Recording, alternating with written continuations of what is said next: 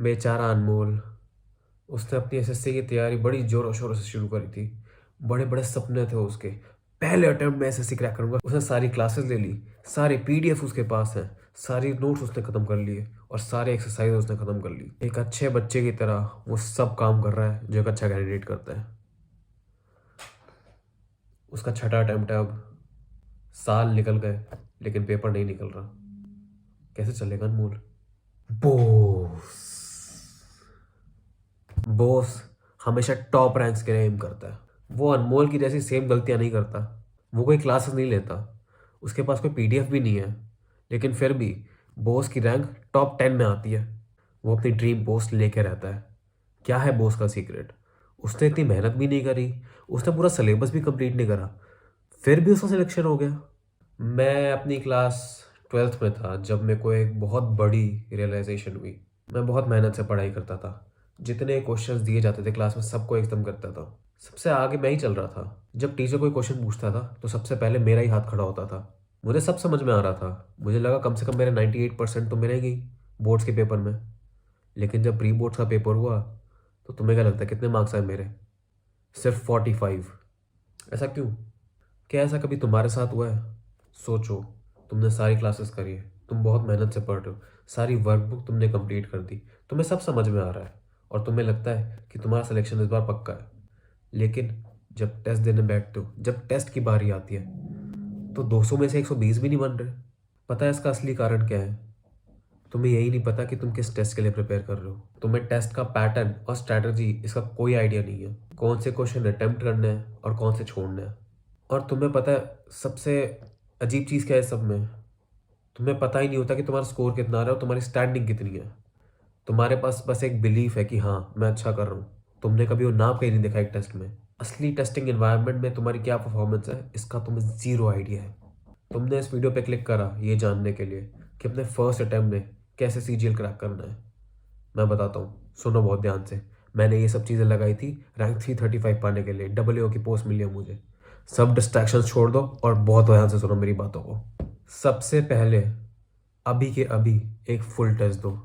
मुझे फ़र्क नहीं पड़ता तुमने तैयारी स्टार्ट करी नहीं करी। मुझे फ़र्क नहीं पड़ता तुम्हारी सिर्फ 2-3 क्लासेस हुई हैं। मुझे फ़र्क नहीं पड़ता कि तुम ट्यूशन ले रहे हो या नहीं ले रहे हो। मुझे फ़र्क नहीं पड़ता कि तुम्हें लगता है कि तुम्हारे कम मार्क्स आएंगे।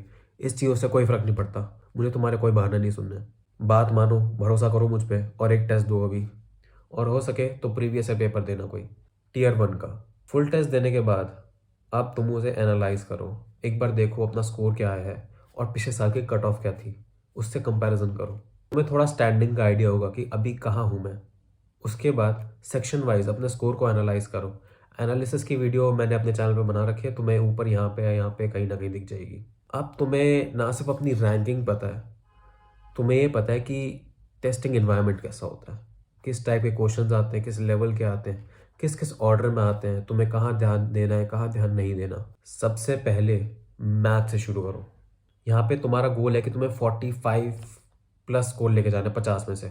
पेपर एनालाइज करने के बाद तुम्हें पता चलेगा कि कौन से चैप्टर्स में तुम वीक हो। उन चैप्टर्स को बुक में निकालो और जल्दी तैयारी करना शुरू करो। बुक का टॉपिक पढ़ लिया, सारी एक्सरसाइजेस कर ली, सारे एग्जाम्पल्स कर लिए, और जब तुम्हारी 95% के आसपास एक्यूरेसी आ जाए तो एक टेस्ट अटेम्प्ट करो टॉपिक का। तुम ये टॉपिक का टेस्ट टेक्स्ट बुक की साइट पे कर सकते हो। मैंने लिंक नीचे डिस्क्रिप्शन में दे रखा है, उस पर तुम्हें 10% डिस्काउंट मिल जाएगा अगर तुमने अभी तक नहीं लिया है तो टेक्स्ट बुक का अकाउंट। अपना टारगेट लेके चलो कि तुम्हें मैथ्स का एक क्वेश्चन 1 मिनट के अंदर करना ही करना। अगर उस टेस्ट में तुम्हें 95% एक्यूरेसी मिल रही है, टाइम रहते सारे क्वेश्चन तुम देख पा रहे हो, तो अगले चैप्टर की तरफ पढ़ो। ऐसे कर करके तुम्हें मैथ्स का सिलेबस कंप्लीट कर लेना है। मैं जो खुद बुक यूज़ करता हूँ और जो मैं रिकमेंड करता हूँ वो है complete mathematics bye Rishikesh Kumar part 1 और advance mathematics bye Rishikesh Kumar. Again Lucent की पब्लिकेशन आती है, और अगर तुम्हारे पास नहीं है तो लिंक डिस्क्रिप्शन में दिया हुआ है, तुम वहाँ से देख सकते हो। हिंदी मीडियम की बुक मत उठाना, इंग्लिश मीडियम की बुक उठाना, क्योंकि उससे तुम्हारी इंग्लिश की प्रिपरेशन भी साथ साथ होती रहेगी। पहले बेसिक मैथ्स की जो बुक है यानी कंप्लीट मैथमेटिक्स जो पार्ट 1 है उसे कंप्लीट करो। वो तुम्हारे प्री के पेपर में अच्छे मार्क्स ले जाएगी। उसके बाद एडवांस मैथमेटिक्स की जो बुक है उसे कंप्लीट करो, वो तुम्हारे मेंस में ज़्यादा काम आएगी।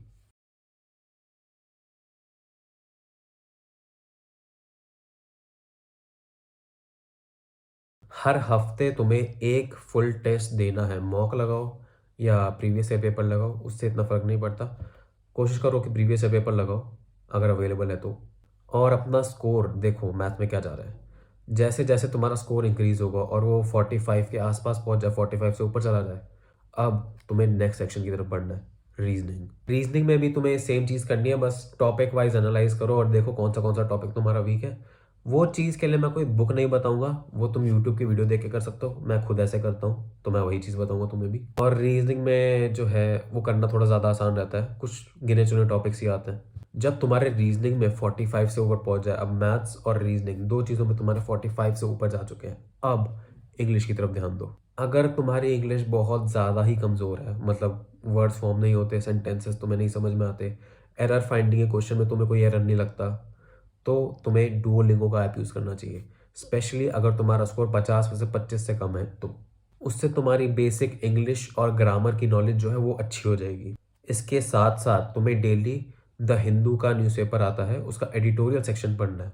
उससे तुम्हारी वोकैबलरी और कॉम्प्रिहेंशन काफ़ी अच्छा हो जाएगा। जो भी डिफ़िकल्ट वर्ड्स मिलते हैं उन्हें तुरंत डिक्शनरी में देखो, और वोकैबलरी को कहीं नोट डाउन करने की ज़रूरत नहीं है, क्योंकि तुम देखोगे जब न्यूज़पेपर पढ़ोगे तो वर्ड्स रिपीट होते हैं।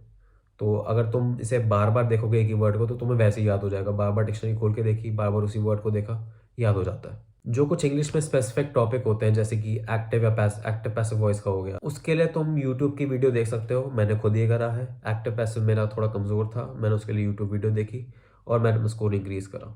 इडियम्स और वोकैब के क्वेश्चंस के लिए एक बुक आती है ब्लैक बुक करके, तुम उसका यूज़ कर सकते हो। उसका भी लिंक मैंने डिस्क्रिप्शन में दे रखा है, वहाँ से जाके ले सकते हो अगर तुम्हारे पास नहीं है तो। अब जब हमने ये सब कर लिया, अब बारी आती है जीएस की। लोग जीएस को पहले करने की सोचते हैं, लेकिन वो बहुत बड़ी गलती होती है।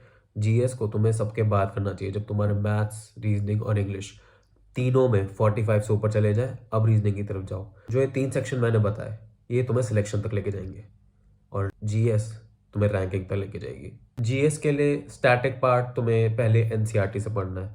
6 से 10th तक की तुम्हें एनसीईआरटी सोशल साइंस की पढ़ लेनी है। उसके लिए तुम्हें एक ऐप आता है ई पाठशाला करके, वो तुम गूगल प्ले स्टोर पर सर्च करोगे तुम्हें मिल जाएगा। उसके साथ साथ तुम्हें इकोनॉमिक्स के लिए मैक्रो इकोनॉमिक्स जो कि क्लास 12th की एनसीईआरटी आती है वो पढ़नी है। सिर्फ थ्योरी का पार्ट, उसमें न्यूमेरिकल मत करने बैठ जाना क्योंकि वो क्वेश्चंस नहीं आने वाले। साइंस और थोड़े मिसलेनियस टॉपिक्स के लिए तुम ल्यूसेंट की जनरल नॉलेज की बुक आती है वो ले सकते हो, उसका भी लिंक मैंने डिस्क्रिप्शन में दे रखा है। पॉलिटी के लिए लक्ष्मीकांत की बुक बहुत अच्छी है, मैंने उसी से करा है।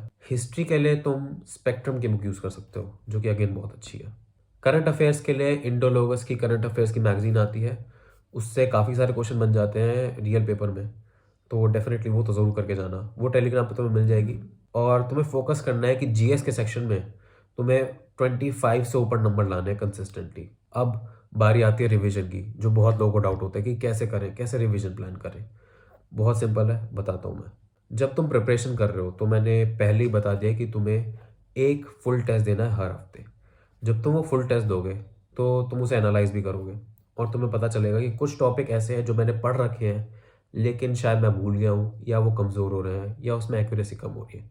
कुछ नहीं करना, बस उन टॉपिक को रिवाइज कर लो। जो स्ट्रॉन्ग टॉपिक हैं उन्हें तुम्हें रिवाइज करने की ज़रूरत नहीं है। जो पहले पढ़ रखा था, भूल रहे हो, वीक हो गए हैं, बस उन्हें रिवाइज कर लो। पूरा दिन देके ये टॉपिक सारे कवर कर लो, तुम्हारी रिवीजन साथ साथ चलती रहेगी, टाइम भी कम लगेगा। अब तुमने ये सब जान लिया, सोचो तुम ये चीज़ इम्प्लीमेंट कर रहे हो, तुम्हारा स्कोर दिन ब दिन, हर हफ्ते, हर महीने बढ़ रहा है। बहुत अच्छा लगेगा ना? ऐसा लगेगा कुछ चमत्कार हो रहा है कि तुम्हें सक्सेस का चीट कोड मिल गया, सिलेक्शन अब हाथ में है फाइनली। ये सब वही चीज़ें हैं जो मैंने करा था और मैं अभी फिर से कर रहा हूँ सिलेक्शन लेने के लिए। क्या तुम नहीं चाहते कि तुम्हें भी अच्छे रिजल्ट मिले, एक अच्छी पोस्ट पे सिलेक्शन हो तुम्हारा? अब मुझे पता है कि तुम क्या बोलोगे, नहीं नहीं, पहले मैं चाहता हूँ कि मैं कोर्स कंप्लीट कर लूँ। नहीं नहीं, मुझे मुझे टेस्ट देने से डर लगता है, कम मार्क्स आ गए तो वो डीमोटिवेशन हो जाएगी, डीमोटिवेशन। हाँ, पता है ऐसा कौन सोचता है? अनमोल, ये चीज़ें तुम सोच रहे हो, यही कारण है कि तुम्हें अभी तक वो सक्सेस नहीं मिल पाई ज़िंदगी में जो तुम चाहते हो। जो स्ट्रैटेजी मैंने तुम्हें बताई ना, टॉपर्स इसी तरह प्रिपेयर करते हैं, बॉस इसी तरह प्रिपेयर करता है। तुम्हारे माँ बाप और तुम्हारे दोस्त तुम्हें ये ज़रूर कहते होंगे कि ट्यूशन ज्वाइन कर लो, सारी टिप्स और ट्रिक्स बता देते हैं वो, ऐसे खुद से पढ़ के नहीं हो पाएगा, बहुत कंपटीशन है आजकल। मैंने आज तक कोई ट्यूशन ज्वाइन नहीं करी और जितनी टिप्स और ट्रिक्स होती है ना, वो सारी तुम्हें बुक्स में मिल जाती है। बल्कि जो प्रैक्टिकल टिप्स और ट्रिक्स होती हैं जो कि तुम्हारे पेपर में यूज़ होंगी, वो सारी बुक्स में दे रखी हैं। अब तुम बोलोगे नहीं, मेरे 10th में सिर्फ 100 में से 33% आए थे। देखो भाई, मुझे फ़र्क नहीं पड़ता तुम्हारे कितने मार्क्स आए थे, एसएससी को फ़र्क नहीं पड़ता तुम्हारे कितने मार्क्स आए थे, और तुम्हें भी फ़र्क नहीं पड़ना चाहिए कि तुम्हारे कितने मार्क्स आए थे। तुम्हें ये स्ट्रैटेजी फिर भी फॉलो करनी है। बल्कि तुम्हें पता है तुम्हारे मार्क्स कम अब तक क्यों आ रहे हैं? क्योंकि तुम एक अनमोल की तरह पढ़ रहे हो, कोर्स पूरा कंप्लीट करने में लगे हो। पहले बॉस पहले टेस्ट देता है, पहले वो समझता है कि किस चीज़ की वो तैयारी कर रहा है। और पता है इसमें तुम्हारी इतनी गलती भी नहीं है। तुम्हें एडवाइस उन्हीं लोगों से मिलती है जो तुम्हारे आसपास है, और सच बताए तो उनने भी कुछ इतना ज़िंदगी में नहीं उखाड़ा। तुम्हारे माँ बाप और तुम्हारे दोस्त दूसरों से सुन के आ जाते हैं और वही चीज़ फिर तुम्हें सुनाते हैं। बड़ी बड़ी ट्यूशन ने तुम्हें ढंग से गाइड करने में चूक जाती है। और टॉपर्स, वो शायद 1-2 इंटरव्यू दे देते हैं, 1-2 वीडियो अपलोड कर देते हैं, उसके बाद वो अपनी ज़िंदगी में मस्त हो जाते हैं। प्रॉपर गाइडेंस तुम्हें मिल ही नहीं पाती। कोई तुम्हें सच्ची एडवाइस नहीं दे रहा और अच्छी एडवाइस नहीं दे रहा। अब तुम्हारे पास 2 ऑप्शन है, या तो इस वीडियो को बंद कर दो, पढ़ते रहो जैसे पहले पढ़ रहे थे। ऐसा सोचो कि ये वीडियो तुमने कभी देखी नहीं, और फिर देखो कितनी दूर तक जाता है। जीते रहो वही ज़िंदगी जो अब तक जीते आए हो, बिना कोई अचीवमेंट्स के, बिना कोई सक्सेस के, बिना कोई रिजल्ट्स के। शायद तुम्हें कोई छोटी मोटी नौकरी मिल जाएगी। दूसरा ऑप्शन, मेरी एडवाइस को अपने दिल तक ले जाओ, उसे अपने दिमाग में बसा लो, उस पर काम करो, और देखो तुम्हारा स्कोर इंक्रीज़ होता है, तुम्हारा कॉन्फिडेंस बढ़ता है, और तुम्हें लगता है हाँ, अब मेरे हाथ में है ये चीज़, इस बार पेपर क्लियर कर लूँगा मैं। मेरी ड्रीम पोस्ट बस थोड़ी सी दूर है। बताओ क्या चूज़ करोगे, पहला ऑप्शन या दूसरा? अगर तुमने दूसरा ऑप्शन चूज़ किया है तो मैं तुम्हारा स्वागत करता हूँ मेरे ग्रुप में। मैं ढूंढ रहा हूँ ऐसे कैंडिडेट्स को जो सीरियस हैं, काम करने के लिए तैयार हैं, बस उन्हें प्रॉपर गाइडेंस की ज़रूरत है। ज्वाइन करो मेरा टेलीग्राम, जुड़ो मुझसे और पूछो अपने डाउट्स। लिंक मैंने नीचे डिस्क्रिप्शन में दिया हुआ है। मैं तुम्हारी प्रिपरेशन को लेके जाऊँगा नेक्स्ट लेवल तक। सर झुकाओ, काम करो।